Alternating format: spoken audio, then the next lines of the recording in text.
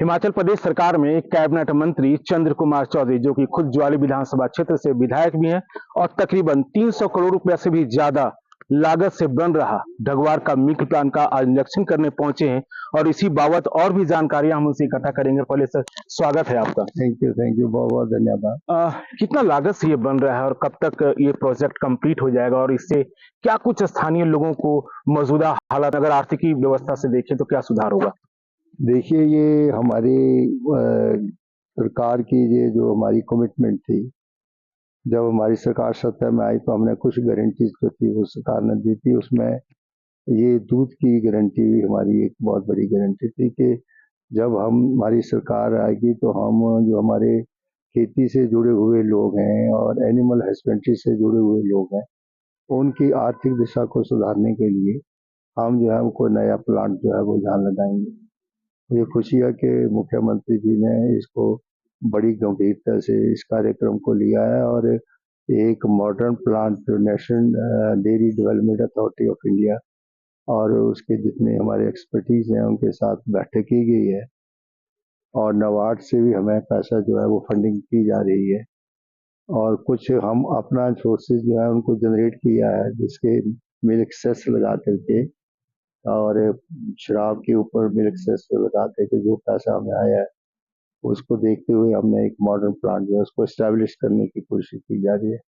जो हमारा पुराना प्लांट था वो काफ़ी जो है वो खराब हो गया है और जो कुछ हम वहाँ पर ट्रीट करते हैं वो मिल्क ही हम जो है वो सेल करते हैं, लेकिन अब हमारी कोशिश है कि हम उस मिल्क की बाई प्रोडक्ट्स जो हैं उनको हम तैयार करें और ओपन मार्केट में हम भी जो है वो कंपटीशन में है। जैसे डेयरी डेवलपमेंट अथॉरिटी जो है वो इस तरह से दूसरे मिल्क प्रोडक्ट्स खास करके पंजाब से वीरका आ रहा है, इस तरह से मार्केट में जो है वो दूसरे बड़े बड़े प्रोडक्ट जो है वो मार्केट में आ रहे हैं। तो हिमाचल प्रदेश की सरकार का भी एक सोच है कि हम भी अपनी प्रोडक्ट जो है वो मार्केट में भेजें। तो इसी संदर्भ में ये जो हमारा प्रोजेक्ट है क्लियर हो गया है और बड़ी जल्दी मुख्यमंत्री श्री सुखविंदर सिंह सुक्खू जी उसका फाउंडेशन स्टोन ले करेंगे। आज मैंने वैसे इंस्पेक्शन रखी है कि इसका लेआउट वगैरह करेंगे, प्रॉपर इसकी कंटूरिंग में हाईएस्ट जो फ्लड लेवल है इन हमारे खड्डों का उसको देख करके कंटूरिंग बनाई जाएगी और हम चाहते हैं कि फ्लड लेवल से ऊपर जो है वो प्लांट जो है वो इसको स्टैब्लिश करें और इसके ऊपर लगभग 300 करोड़ रुपया जो है वो सरकार खर्च करने जा रही है और आधुनिक जो है वो प्लांट होगा, मॉडर्न होगा। इसकी कैपेसिटी जो है वो कितने 1 लाख तो 1.5 लाख लीटर से और 3 लाख तक जो है वो फ्यूचर एक्सपेंशन दे रही है। फिलहाल हम उसके 4-5 बाई प्रोडक्ट्स बनाएंगे और उसके बाद अगर इसमें और भी जो है वो आगे इसके भी कोई और प्रोडक्ट होंगे उनको भी देख करके कहेंगे। हमने लगभग काफ़ी कमेटियां जो है दूध कमेटियां हमने जो है वो बना दी हैं। कुछ जो है वो लगभग 250 के बीच 240 के रजिस्टर्ड हो गई हैं। वैसे उसको 450 दूध कमेटियां बनाई हैं और इसलिए हमने कहा कि उनको भी डोर स्टेप के ऊपर हम रजिस्ट्रेशन करेंगे और जो खास करके इस दूध का कारोबार करने वाली जो है वो ग्रामीण महिलाएं हैं, इसलिए चाहे वो अनपढ़ हो महिला, जिसने भी अच्छे दुधारू पशु रखे होंगे उनको हम रजिस्टर करेंगे और रेफ्रिजरेशन से जो है वो गाड़ियां लगाएंगे और जहाँ जहाँ भी मिल्क कलेक्शंस करेंगे उसको देख करके जितने अच्छे फैट्स होंगे उसको हम अलग अलग जो है वो कीमत निर्धारित करेंगे। जैसे कि अभी जो भैंस का दूध है उसको 75 रुपये जो है वो लीटर्स किया है और इस तरह से गाय का दूध जो है उसको 40। चौधरी साहब, मौजूदा जो अभी ढगवार में मिल्क प्लांट है उसमें 90 के दशक में, 92 के दशक में जो प्रोडक्शन होता था वो तकरीबन 10,000 लीटर से भी ज्यादा होता था। अब धीरे धीरे वो प्रोडक्शन जो कैपेसिटी है वो रिड्यूस होती जा रही है। रेवेन्यू के हिसाब से कहीं ना कहीं गवर्नमेंट को तो लॉस है ना, इस पर क्या ध्यान उसमें दिया? ऐसा था कि जब इनिशियली जब हमने प्लांट लगाया था तो हमारी भी सोच ये थी कि हमारे दूध कलेक्शन सेंटर बने। उस वक्त कोई कोटला में बनाया गया था, कुछ जो है वो मीलमा में बनाया गया था, बहुत से हमने सेंटर बनाए थे, लेकिन फिर सक्सेसिव गवर्नमेंट्स ने इसकी तरफ जो है वो कम ध्यान दिया और इस प्रकार से जो हमारा प्लांट जो उस वक्त बना था वीरभद्र सिंह जी ने इसका इनॉग्रेशन की तो उसकी जो कैपेसिटी थी वो बड़ी कम थी, और दूध जो आता था वो दूध की फॉर्म में हम आगे जो है वो फ्यूल कैंप वगैरह में उसको भेज देते थे। अब एक मॉडर्न प्लांट हमारा जो रतन नगर में लग रहा है, जिसका मुख्यमंत्री जी 15 तारीख को उद्घाटन करेंगे, वो बिल्कुल तैयार हो गया है, और वहाँ का भी दूध हमारा जो है वो मदर डेयरी को जाता है। इसलिए हमने कहा कि दूध का दूध बेचने का तो काम होना नहीं चाहिए, इसके बाई प्रोडक्ट्स जो है मार्केट में जाए। अगर अमूल का जा सकता है, इस तरह से जो वेरका जा सकता है, तो हेमवंती का दूध भी जो है वो मार्केट में जा सकता है। और हम काम करके जो इंडिजिनस जो पुरानी हमारी काऊ हैं उनको भी हम जो है वो लोगों को देंगे, और जो हमारी जहाँ की लोकल काउज हैं उनकी ब्रीड को सुधारने का प्रयास। यूं तो सरकार अभी कह रही है कि कांगड़ा को हम टूरिज्म हब बनाएंगे, लेकिन आपने एक एग्रो टूरिज्म की बात की है, उस पर किस तरह से विशेष ध्यान रहेगा? देखिए, ऐसा है कि टूरिज्म जो है ये मल्टी डायमेंशन चीजें हैं। एक को सिर्फ होटल कंस्ट्रक्शन करने से टूरिस्ट डेवलप नहीं होता, डिस्पर्सल ऑफ टूरिज्म होनी चाहिए।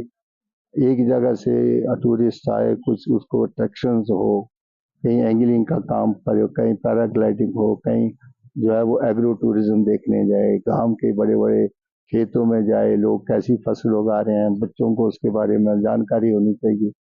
और वहाँ पर फ्रूट कैसी नर्सरियाँ तैयार की जाती हैं, वेजिटेबल्स कैसे तैयार की जाती है, फ्लोइंग कैसे होती है, गाय भैंस को कैसे चोया जाता है।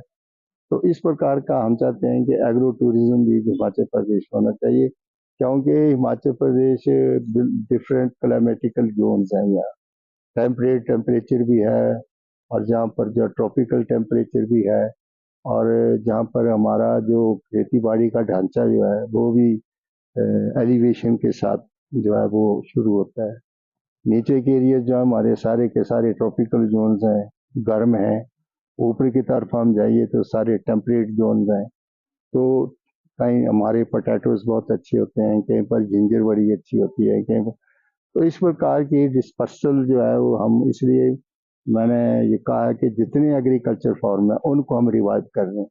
अभी कुछ रिक्रूटमेंट्स हमने जो है वो जो हमारे एग्रीकल्चर इंस्पेक्टर्स की हमने रिक्रूटमेंट की है, वो सारे इंचार्ज होंगे हमारे एग्रीकल्चर फॉर्म्स के, और उन एग्रीकल्चर फॉर्म्स हम जो है वो ठेके के ऊपर उसको जो है वो चलाएंगे, और जिसके साथ हम वो ठेका करेंगे, कॉन्ट्रैक्ट फार्मिंग करेंगे उनके साथ, और उसको भी नो प्रॉफिट नो लॉस के ऊपर पहले हम उनको चलाने का प्रयास करेंगे। प्रॉपर फेंसिंग होगी, पानी एश्योर्ड इरीगेशन होगी, अगर ट्यूबवेल्स नहीं होंगे तो हैंड पंप का रिजाइज करेंगे, और वहाँ पर डाइवर्सिटी ऑफ एग्रीकल्चर होगी, वेजिटेबल्स भी होगी, सीरियल्स भी होंगे, मोटे अनाज भी होंगे। तो जो भी टूरिस्ट आएगा उसके लिए छोटी मोटी लॉग हट्स भी होंगी। तो ये एक नया कंसेप्ट शुरू हुआ है कि एग्रो टूरिज्म जो है उसको हम डेवलप करें। वहाँ पर मल्च कैटल भी होंगे, एक गाय कैसी रखी हुई है, कितना दूध देती है, और इसके साथ साथ जो उसकी बाई प्रोडक्ट्स हैं सब चीज़ों की। अब हम गोबर का भी शुरू कर दिया। अभी हम पहले रॉ गोबर का एक हमारा कमिटमेंट थी कि हम 2 रुपये किलो खरीदेंगे, लेकिन हम उसको हमने ऑर्गेनिक 3 रुपये किलो करें, और भी टेंडर्स लगा दिए। हमारे पास एक दिल्ली की फार्म आई है, वो हमें बैग प्रोवाइड करेगी, उसकी फीलिंग भी करेगी, सीलिंग भी करेगी, कैरेज भी करेगी, स्टॉकिंग भी करेगी। उसको हम 4 से 5 रुपये देंगे 1 किलो के ऊपर, और जो किसान है उसको मैं 3 रुपये किलो दूंगा, और वही गोबर जो है वो हम मार्केट में 11 से 12 रुपये किलो बेचेंगे। सबसे पहले हम जो है वो ऑर्चर्ड्स को देंगे, साफ सुथरा देंगे, और बाकी जो रह जाएगा उसको हम एग्रीकल्चर फॉर्म में यूज करेंगे। चौधरी साहब, एक आखिरी सवाल रहेगा। कांग्रेस सरकार बोलती है, यानी सीधे सीधे सुक्खू जी की बात करें तो बोलते हैं कि बजट नहीं है हमारे पास, सैलरी को देकर के बहुत तनाव है। पिछली बार तो सैलरी मिल गई, 490 करोड़ रुपए आ गया था, इस बार फिर से सैलरी की उम्मीद नहीं की जा रही है, मतलब ऐसा जांचा जा रहा है। सच्चाई आपको पता होगी, वरिष्ठ मंत्री हैं आप। जब बजट नहीं है सरकार के पास, पैसे नहीं है, तो एग्रो टूरिज्म की बात, इतने बड़े मिल्क प्लांट की बात, ये फंड कैसे अरेंज होगा सर? इसलिए आपसे पूछना चाहते हैं कि आप कोई सच्चे भी वरिष्ठ नेता है। कोई भी सरकार जो है, जी। ये हमारा जो बजट होता है ये एक आंकड़ों का जाल होता है, और इस जाल से कुछ बाहर निकलना पड़ता है। जी। बजटिंग जो है वो जैसे घर की बजटिंग होती है, उसी सरकार की बजटिंग होती है। कुछ हमारी फर्स्ट प्रायोरिटीज होते हैं, कुछ सेकंड होते हैं, कुछ थर्ड होते हैं। तो मुख्यमंत्री ने तो एक फाइनेंशियल ओवरऑल व्यू जो था वो दिया कि कितने लोडिंग्स पिछली बार सरकारों ने किया और भारतीय जनता पार्टी की सरकार जहाँ रही, डबल इंजन की सरकार रही, जहाँ के मुख्यमंत्री भी बीजेपी के थे, सेंटर में भी बीजेपी, लेकिन जो कमिटमेंट्स उस वक्त उन्होंने की कि हम पहली जो कमिटमेंट प्रधानमंत्री ने स्टेज से मंडी में की कि मैं टूरिज्म पैकेज दूंगा, एक भी पैसा टूरिज्म पैकेज का हिमाचल प्रदेश में नहीं आया। और उस वक्त उनकी अपनी सरकार थी और हमारे माननीय श्री जयराम जी ठाकुर जो थे वो चीफ मिनिस्टर थे। उसके बाद एक बहुत बड़ी कन्वेंशन जो थी, इंडस्ट्रियल कन्वेंशन, जहाँ धर्मशाला की गई, उसमें प्रधानमंत्री को भी इनवाइट किया गया, बहुत से इंडस्ट्रियलिस्ट आए, लेकिन पैसा नहीं आया। दिस इज और criminal wastage of that convention, इतना पैसा लगाने पे। तो मुख्यमंत्री की सोच ये थी कि कम से कम जो हमारे साधारण लोग हैं उनको भी बजट की जानकारी होनी चाहिए कि जो मिसमैनेजमेंट पिछली गवर्नमेंटों को हुआ और करोड़ों रुपए के लोन उन्होंने बैंकों से लिए, उसके बारे में लोगों को जानकारी जो है देनी चाहिए। ऐसी बात नहीं थी कोई पैसे का अभाव था। हमने तो लोगों को वो पूरा एक व्हाइट पेपर जो है वो ले किया, जिसमें हमारे उप मुख्यमंत्री ने विधानसभा में वो ले किया और हमने कहा कि इसके ऊपर डिस्कशन करो। तो भारतीय जनता पार्टी जो है वो डिस्कशन करने से भाग गई और हमारे ऊपर कितनी आपदाएं हैं। तो मुख्यमंत्री ने एक मैनेजमेंट के रूप में, एक एज ए फाइनेंस मिनिस्टर, उन्होंने वो सारी तस्वीर सामने रखी। उसी को लेकर के जो आगे चुनाव थे उसी के ऊपर चर्चा हो गई। कई बार कुछ हमारे मतलब जो फाइनेंस का जो कई बार लोनिंग लेते हैं तो उसमें कुछ हमें पूरे साल का इंटरेस्ट लगता है, तो इसलिए इसको कुछ डेफर किया गया कि जो सरकारी कार्य हैं पहले को जो पहली को मैं थे उसको 4 में, क्योंकि उसके ऊपर इंटरेस्ट देना पड़ लो हम लेते। तो उससे हमने 3-4 करोड़ रुपया जो है वो बचाने की कोशिश की कि एक साल में कोई 25-36 करोड़ रुपया जो है वो सरकार बना सकता है अगर इस तरह से इसको डेफर किया। ये नहीं किया कि हमने लोन के बिल्कुल तनख्वाहें नहीं दी, और ये है कि उनकी डेट्स को थोड़ा शिफ्ट किया। तो उसको लेकर के बड़ा प्रोपेगेंडा जो है वो पिछले चुनावों में हुआ और वो अच्छा नहीं था। उसमें मुख्यमंत्री ने अपनी पूरी तफसीर दी कि इस प्रकार से हमारा लोनिंग का प्रोसेस रहा, इस तरह से। तो एक फाइनेंशियल डॉक्यूमेंट्स जो था उसको पेश किया गया, लेकिन भारतीय जनता पार्टी ने उनके शीर्ष नेतृत्व में प्राइम मिनिस्टर ऑफ इंडिया ने कहा कि जहाँ कांग्रेस पार्टी की सरकार है वहाँ पर फाइनेंशियल इमरजेंसी लगी, पैसा नहीं है। तो उनको पूछना चाहिए कि ये सारी फेडरल स्ट्रक्चर है, कहीं कांग्रेस की पार्टी की सरकार है, कहीं बीजेपी की सरकार है, कहीं पर जो है वो रीजनल पार्टी की सरकार है। तो फंडिंग्स तो सभी स्टेटों में एक जैसी होनी चाहिए। आप जो कमिटमेंट करते हो उसको दीजिए। हमारी जीएसटी प्रॉपर नहीं दी गई, पेंशन है वो पूरी नहीं दी गई, हमारे सरकारी कर्मचारियों की पेंशन भारत सरकार में फंसी पड़ी है, वो पैसे हमें वापस नहीं है। हमने ओल्ड पेंशन स्कीम जो उसको इंट्रोड्यूस किया और उसकी कमिटमेंट हमारी उसमें थी गारंटीज में, उसको हमने पूरा कर दिया। 1500 की गारंटी का भी हमने पूरा कर दिया। तो कुछ जो चीजें उनको स्टेप वाइज हम अपनी गारंटियों को पूरा करेंगे। ये भी गारंटियां देते रहे। मैं अभी महाराष्ट्र उड़ीसा में होकर के आया, इन्होंने वहां सुभद्रा योजना शुरू की है। 25,000 रुपया जो है वो औरतों को जो है वो देने का इन्होंने खुद शुरू किया है। इन्होंने मध्य प्रदेश में लाडली बहन योजना शुरू की। मैं इनसे पूछना चाहता हूँ कि आपने जो गारंटियां दी वो क्या हिंदुस्तान के सेक्टर से पैसा नहीं गया? कौन सा पैसा वो हिंदुस्तान के सेक्टर से जिससे आप अपनी गारंटियां दो? लेकिन सर प्रदेश में पहली बार ऐसा हुआ है कि सरकारी कर्मचारी सैलरी के लिए उम्मीद आस बिठाया नहीं है। किसी भी सरकारी कर्मचारी को काम करने वाला किसी की सैलरी नहीं रोकी गई। हमारी जो पेंशनर्स थे उनकी डेट को थोड़ा डेफर किया गया। ये ठीक है कि कईयों ने लोन लिए होते हैं, उनकी किस्तें में होती हैं, तो टाइम के ऊपर जाना चाहिए। तो ऐसी बात नहीं थी कि कोई हमने किसी को भी कोई फाइनेंशियल इमरजेंसी क्लियर करके जो है वो हमने जो काम किया। हमने मिसमैनेजमेंट जो पिछली सरकार का हुआ उसका एक खाका जो था वो हमने उनको दिखाया, और हम पूरे फाइनेंस के ढंग से हमारी सरकार बिल्कुल अच्छा काम कर रही है। कोई इसमें कोई दूसरी बात नहीं है कि पेंशन को पूरी पेंशन में ये डीए की किस्तें हमने जारी कर दी, जो कि विलम्ब था। कितनी डीए की किस्तें डेफर करते करते करोड़ों रुपया जो है वो सरकारी कर्मचारियों का डेफर हो गया, उनको किस्तें टाइम के ऊपर मिली।